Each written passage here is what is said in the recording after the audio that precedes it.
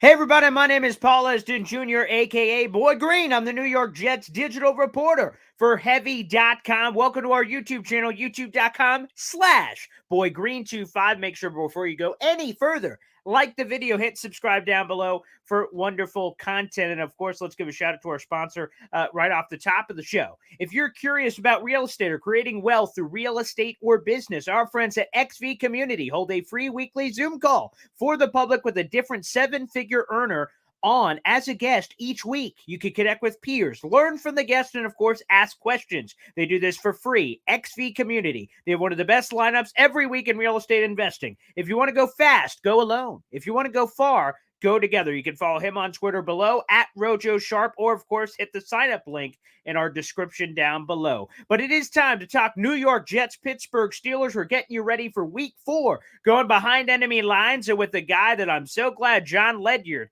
made the connection between us two. And every time we have Jets Steelers content, of course, we got to bring on the man himself, Alex Kozora of the Steelers Depot. Let's bring him in. What's up, Alex? Hey, Paul, how you doing?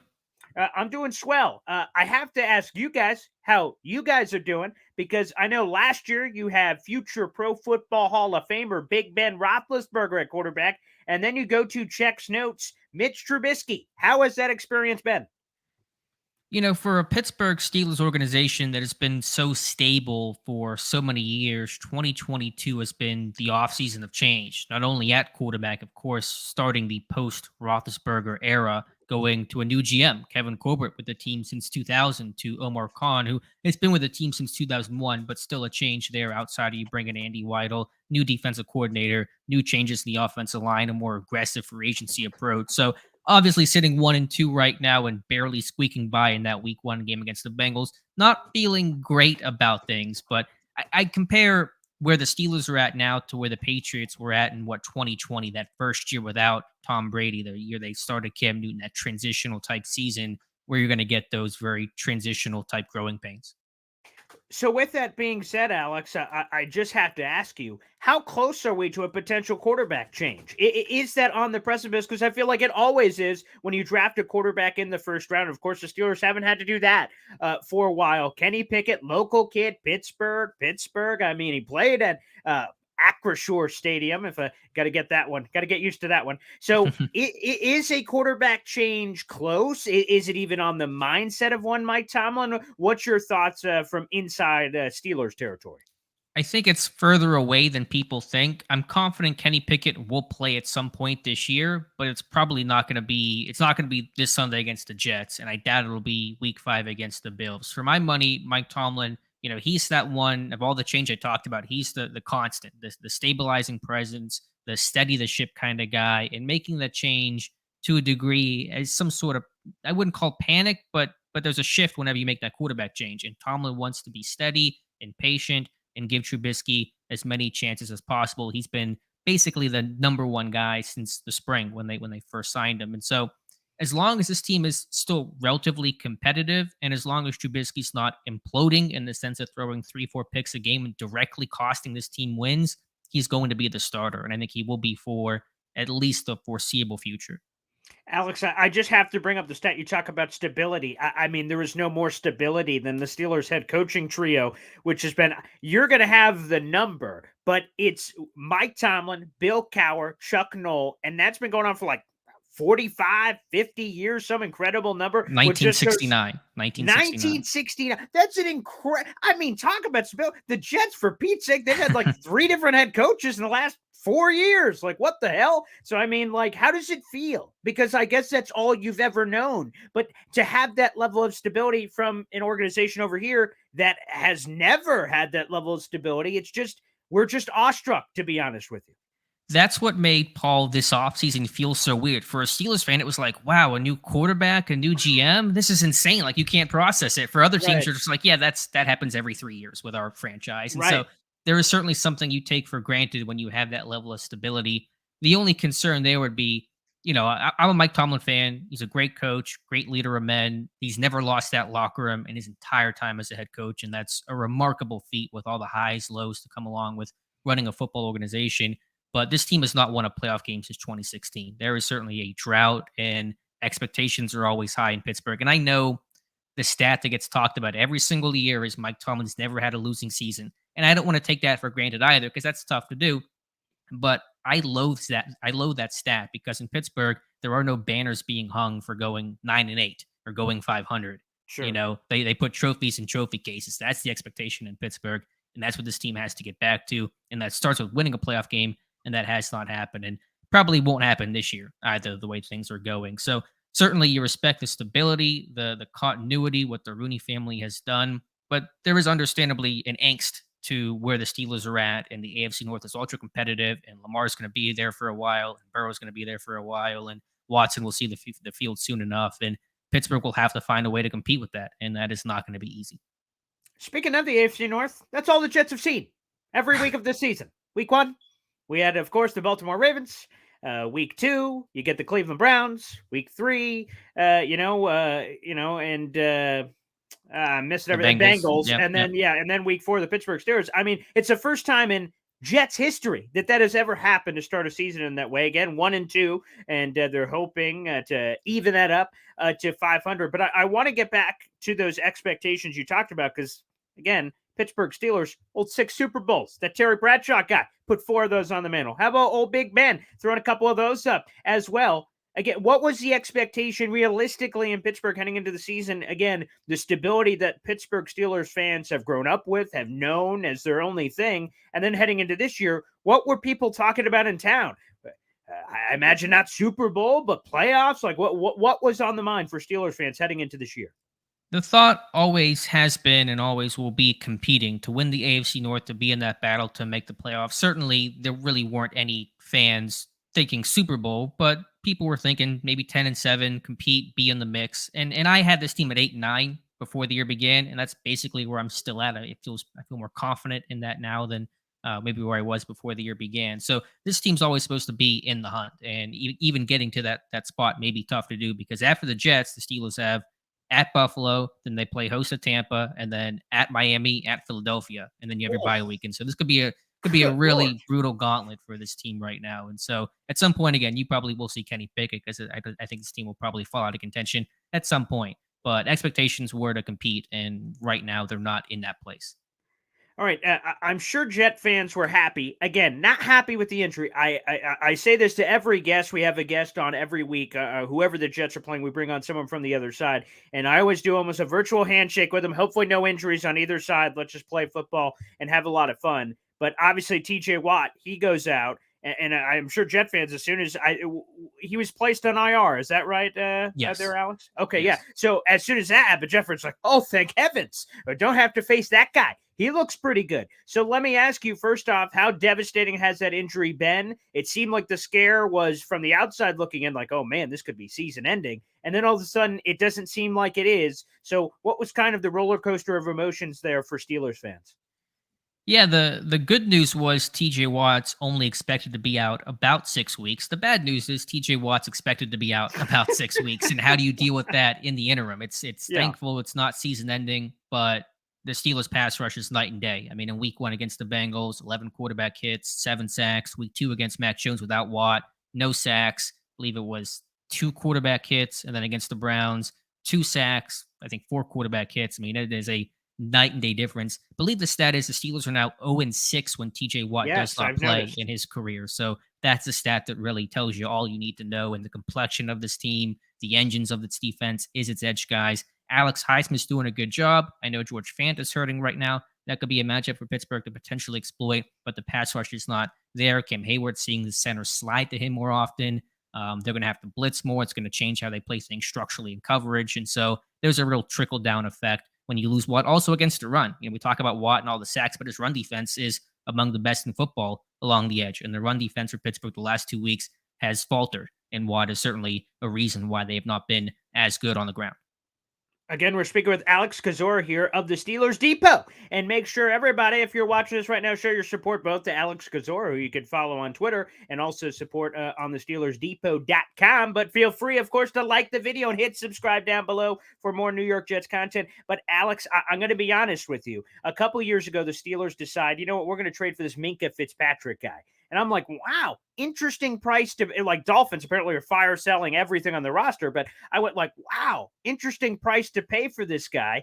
But I'm going to be honest, he's been from the outside again. I have to keep saying that an absolute monster. He's a guy that I fear. He's a guy that in the middle of the night has been me waking up already, and we just turned the page, quite frankly, to this week as this dynamic playmaker that you just have to know where he is pre-snap on every single player. This guy can hurt you, and to be honest, he could probably hurt you anyway if you know where he is.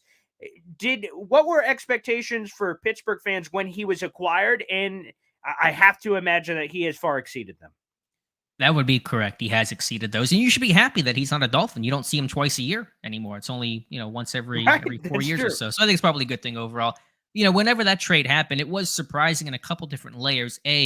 Pittsburgh never trades first round picks. I mean, it was the first time they had gone into a draft without a first round pick since I want to say like 1968. I mean, it'd been a super, super long time because this team is someone that builds inside out through the draft. The draft, develop, retain. That's the model that Pittsburgh's been built on since the days of the Steel Curtain.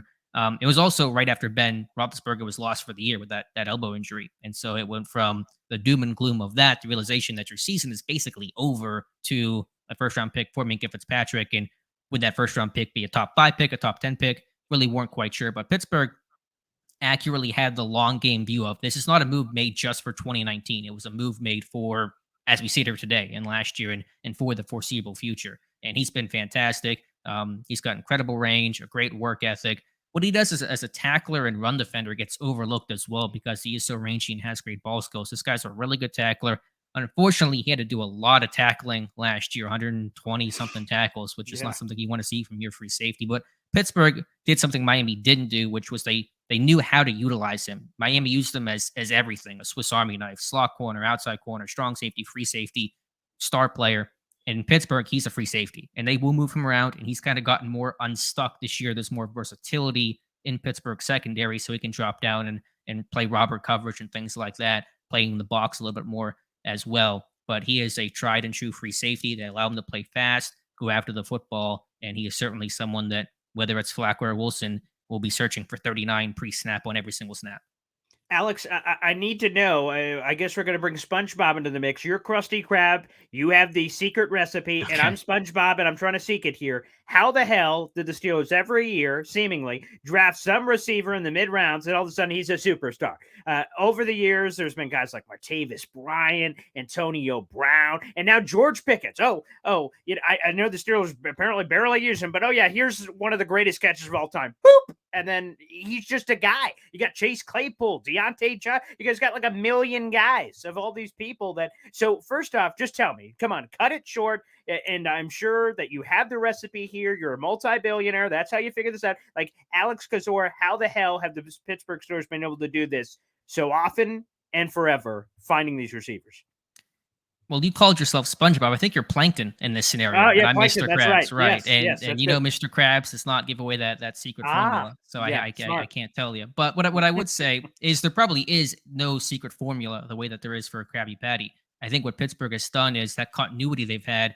They've drafted receivers well because the same guys have been evaluating the same people. The guys that evaluated Plexico Burris and Juju Smith-Schuster, Antonio Brown were the same guys that evaluated whether you're talking Chase Claypool or Deontay Johnson or now George Pickens. And so there's a continuity aspect to that for sure. And then beyond that, I mean, Pittsburgh has not done a lot of first round picks. They kind of find the second, third round as their sweet spot for drafting receivers. And so maybe that's playing a factor as well. Now, Pickens, as you said, not quite been utilized the way that he needs to and the way that his offense probably needs to get some big plays down the field. But, he made that sensational catch. And hopefully as he grows, as he gets better, as his offense finds its footing, you'll get some more, and bigger downfield plays because this offense needs chunk plays to sustain, to put points on the board. They're not a well-oiled machine that's going to get, 10, 15 play drives and go 5 yards at a time. They need that 40-yard play to really open up this offense. And Pickens is someone who can provide that, as evidenced by that fantastic catch he had against the Browns on Thursday night. So hopefully they utilize him more. He had a really good summer. He's got to get more opportunities. And if he does that, then this offense can, at least put up some points because they're really struggling to get on the board right now.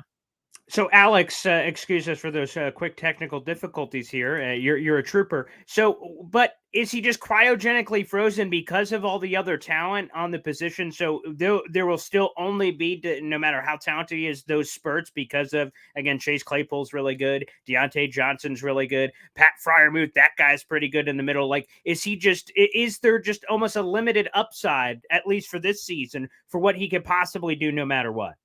To an extent, I mean, he is an outside Z receiver. He's a feast famine kind of guy, someone that's going to go vertical, and so there's going to be duds and some big plays that come along with that.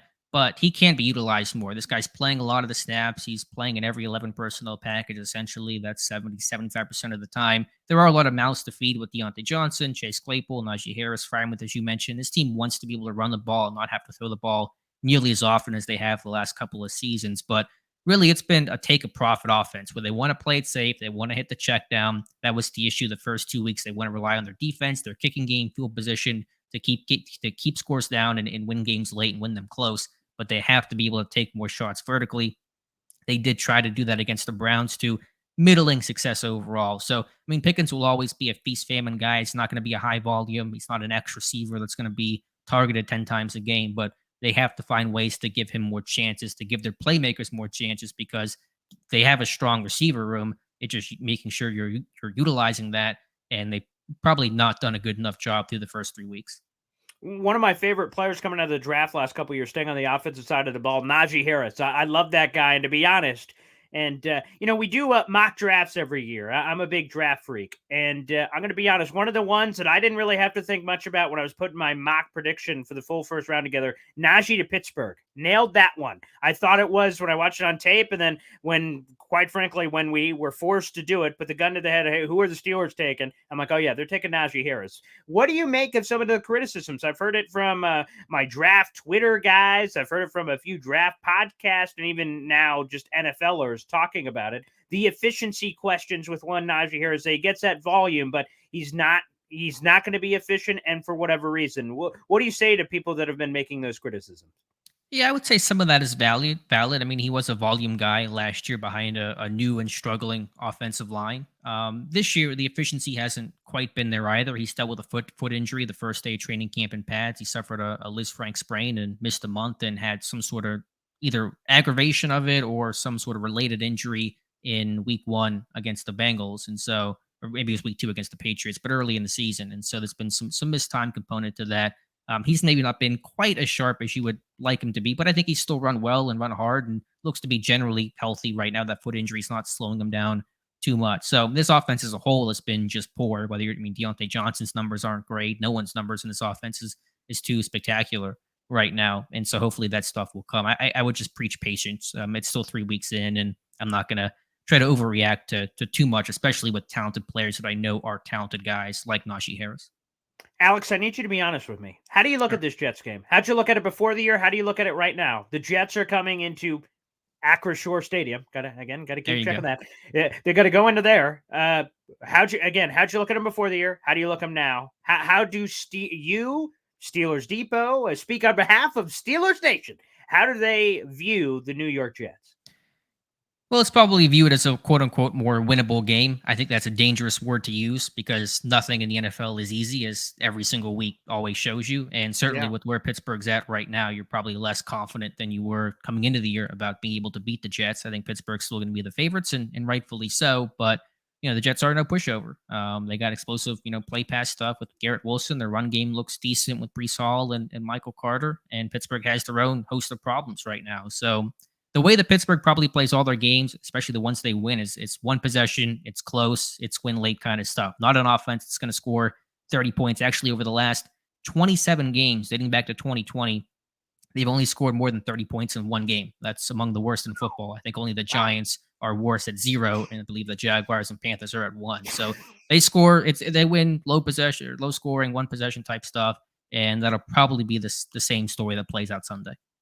I got to be honest, Alex. That those things you just said about the Jets were perhaps the nicest thing anyone has said to me about the Jets in my life. So I I'm really trying to appreciate that. play up well. I'm trying to make a lot of friends here. Excellent. Yeah, that's what we're supposed to be doing. So, Alex, before we get you out of here, I force everybody to do this now. I warn everybody that, of course, we do these conversations very early in game week. It's before our Wednesday installs and injury reports, and obviously a lot can change. But I think you've almost set it up with where I think I know you're going here. But nonetheless, Alex, crystal ball, how do you see this game playing out?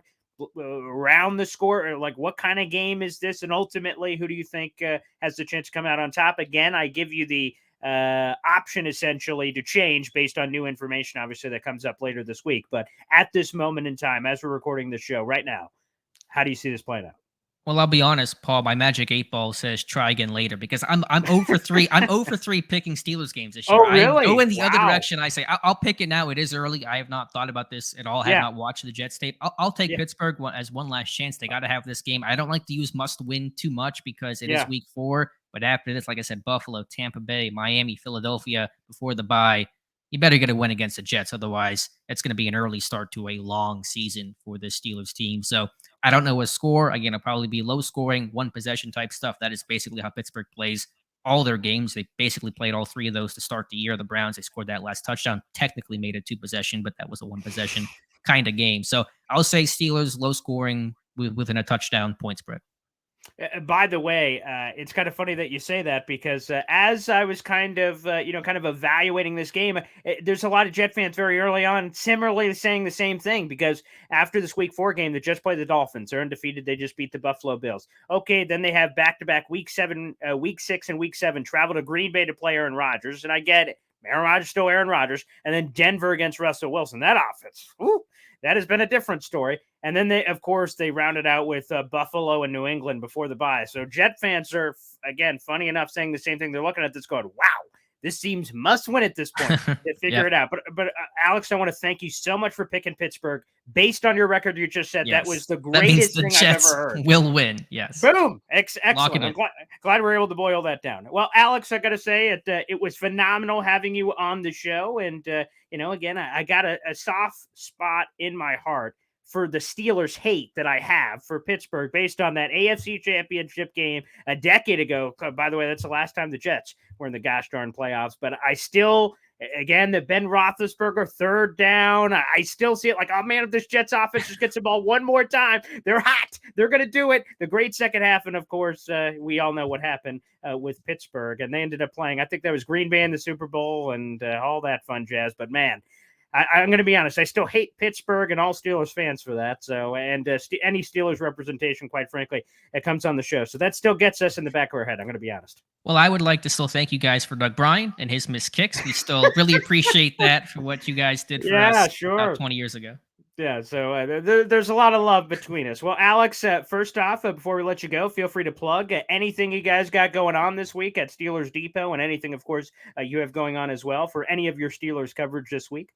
Sure. Again, thank you, Paul, for having me on. You can follow me on Twitter at Alex_Kozora. Be sure to check out the website, SteelersDepot.com. On Friday morning, myself, Jonathan Heitritter, and Josh Carney, we do a weekly opponent scouting report looking at both schematic and individual. So if you want a Steelers perspective of how we think the Jets operate schematically and individually, you can check out the site on Friday morning for an offensive, defensive, and special teams report on the Jets.